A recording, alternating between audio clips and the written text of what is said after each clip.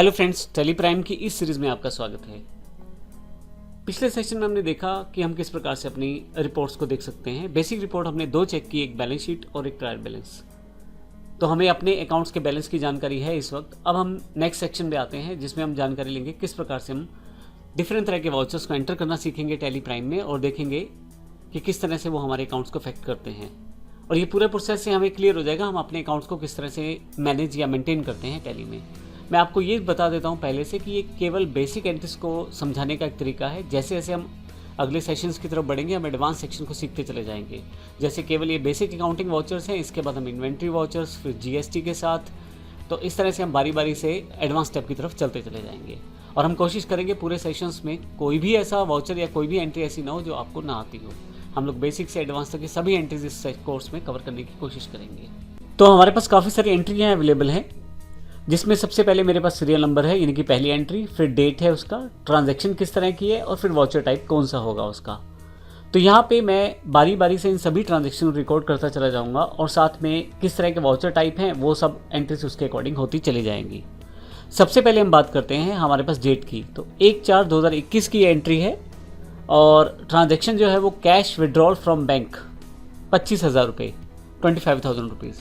तो 25,000 रुपये हमने निकाले हैं कैश अपने बैंक से। बैंक हमारा IDBI है जिसका बैलेंस हम पहले से चेक कर चुके हैं और हम वहाँ से 25,000 रुपये निकालना चाहते हैं। तो ये जो एंट्री है कैश और बैंक के बीच की है, तो इसका अर्थ ये हुआ कि ये कॉन्ट्रा एंट्री है, ये कॉन्ट्रा वाउचर है। तो हम इस एंट्री को कॉन्ट्रा वाउचर के अंतर्गत प्लेस करेंगे। अगर आप वाउचर्स की अधिक जानकारी चाहते हैं तो पिछले सेशंस को एक बार कवर अप कर लें, क्योंकि उसमें हमने किस एंट्री में कौन सा वाउचर प्रयोग होगा उसकी जानकारी दी है। तो आइए देखते हैं हम इस एंट्री को किस प्रकार से कर सकते हैं। के अनुसार हमने 25,000 रुपये बैंक से निकाले हैं, तो ये एक तरह से हमारा काउंटर वाउचर है। तो सबसे पहले आप गेटवे ऑफ टैली से होते हुए वाउचर्स पे आएँ। मैं एंटर कर देता हूँ यहाँ पे। तो देखिए मेरे पास डिफ़ॉल्ट रूप से यहाँ पे जो वाउचर है वो पेमेंट सिलेक्टेड है, क्योंकि लास्ट टाइम मैंने पेमेंट का यूज़ किया होगा, इसलिए मेरे पास पेमेंट का वाउचर यहाँ पे पहले से ही आ गया है। लेकिन यहाँ से मैं F4 शॉर्टकट के द्वारा काउंटर वाउचर को सिलेक्ट कर लेता हूँ। आप यहाँ पे क्लिक करके भी कर सकते हैं या शॉर्टकट की F4 के द्वारा भी आप इसका प्रयोग कर सकते हैं। तो जैसे ही मैं यहाँ काउंटर पे क्लिक करता हूँ या F4 सेलेक्ट करता हूँ, तो यहाँ से आप देखेंगे कि मेरे पास काउंट्रा वाउचर की जो अकाउंटिंग वाउचर क्रिएशन स्क्रीन है वो आ गई है। अब यहाँ मुझे देखें, सबसे पहले ऊपर की तरफ देखें तो काउंट्रा वाउचर नंबर 1 यहाँ डिफ़ॉल्ट रूप से 1 है, क्योंकि मैंने ऑटोमेटिक नंबरिंग सेट कर रखी है, तो यहाँ पे 1 दिखा रहा है यहाँ पे। इसके अलावा यहाँ राइट हैंड साइड पे डेट है वाउचर की। अगर मैं डेट चेंज करना चाहता हूँ तो F2 प्रेस करूँगा या यहाँ पे क्लिक कर दूंगा, तो यहाँ पे मैं डेट चेंज कर सकता हूँ। एक डेट थी, लेकिन टैली पे जब आप F2 प्रेस करें या डेट सेलेक्ट करें तो उसको ऐसा लगता है कि आप शायद नेक्स्ट डेट में वाउचर एंटर करना चाहते हैं। हालांकि मैं ऐसा नहीं है, एक पे एंटर करना चाहता हूँ तो एक ही सिलेक्ट कर देता हूँ। तो जब मैंने एक दिया है तो उसका मतलब डे की बात हो रही है। तो 1 अप्रैल जो 21 है, 1 अप्रैल 21 का मेरे पास यहाँ पे वाउचर एंटर होना चाहिए। मैंने डेट सेट कर दी है। यहाँ उसके पश्चात मुझे उस अकाउंट की जानकारी देनी है जिसमें मुझे ट्रांजैक्शन करनी है। तो मेरे पास इस पूरी एंट्री में 2 तरह के अकाउंट अफेक्ट होने वाले हैं, कैश और IDBI बैंक। तो क्योंकि मुझे कैश निकालनी है तो मैं यहाँ कैश जैसे ही साइड टाइप करूँगा मेरे पास यहाँ अवेलेबल हो जाएगा। और मान लीजिए आप कुछ भी टाइप नहीं करते अकाउंट में, तो आपके पास दोनों ऑप्शन है जो कॉन्ट्रा से रिलेटेड है, क्योंकि हमें पता है कॉन्ट्रा एंट्रीज जो है वो बैंक और कैश के बीच की रहेंगी। तो इन्हीं दोनों अकाउंट्स का ही इफेक्ट वहाँ होगा। तो इसलिए 2 ही ऑप्शन यहाँ अवेलेबल हैं, कैश और बैंक। तो दोनों लेजर अकाउंट यहाँ पे अवेलेबल हैं।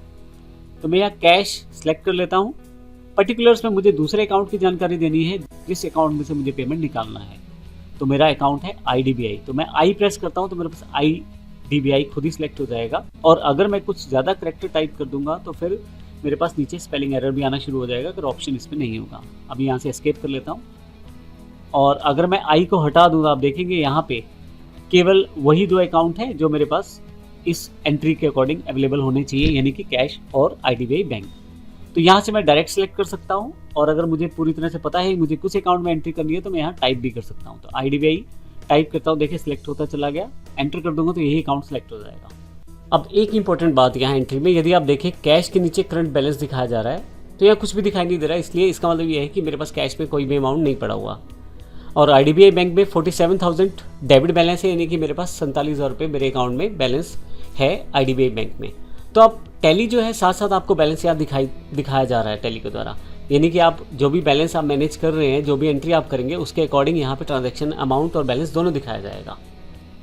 तो मेरी जो एंट्री है वो ये कहती है कि मुझे 25,000 रुपये निकलवाने हैं कैश, अपने बैंक से।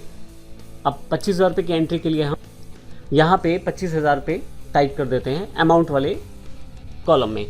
तो आप देखेंगे अभी 25,000 रुपये है, यहाँ 47,000 देखें, यहाँ डेबिट बैलेंस है और कैश में 0 बैलेंस है। जैसे ही मैं यहाँ एंटर करूँगा तो मेरे पास चेक से रिलेटेड इन्फॉर्मेशन मांगी जाएगी, किस चेक के थ्रू मैंने ये ट्रांजैक्शन की है। अगर आप पे उसकी जानकारी है तो आप वो प्लेस ज़रूर करें।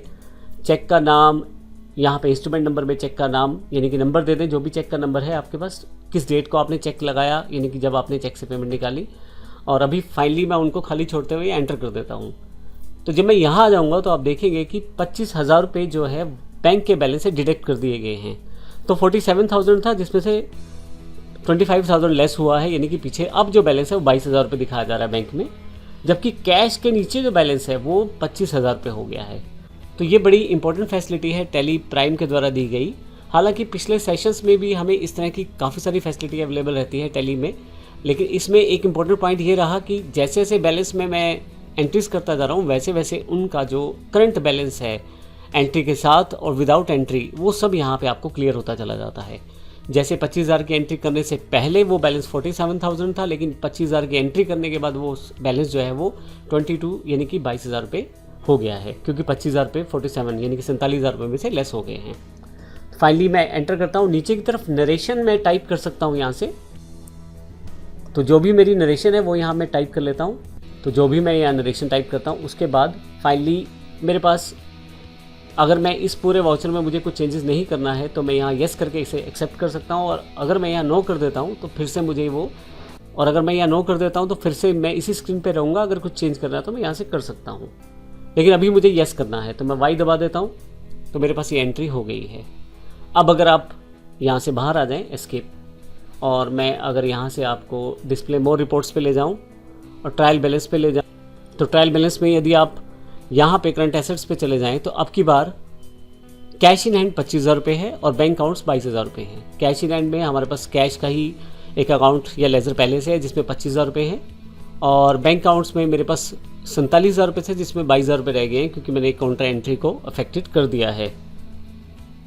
अब मैं वापस आ जाता हूँ। तो इस तरह से हम ये एंट्रीज कर सकते हैं। तो इस सेशन में हमने सीखा हम काउंटर एंट्री को किस तरह से कर सकते हैं। एक इंपॉर्टेंट बात, जब भी आप कोई वाउचर एंट्री करते हैं तो आपके पास यहाँ पे लेफ्ट हैंड साइड पे जब आप गेटवे ऑफ टैली पे होते हैं तो जो कंपनी रहती है, जो आपकी सिलेक्टेड कंपनी है, उसके साथ आपको ये जानकारी दी जाती है कि डेट ऑफ लास्ट एंट्री आपकी कौन सी रही।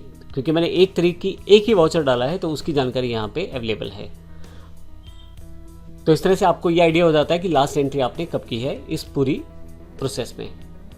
तो अगले सेशन में हम अगली एंट्री की तरफ बढ़ेंगे। इस सेशन में हमने काउंटर एंट्री से रिलेटेड इन्फॉर्मेशन को देखा है। धन्यवाद।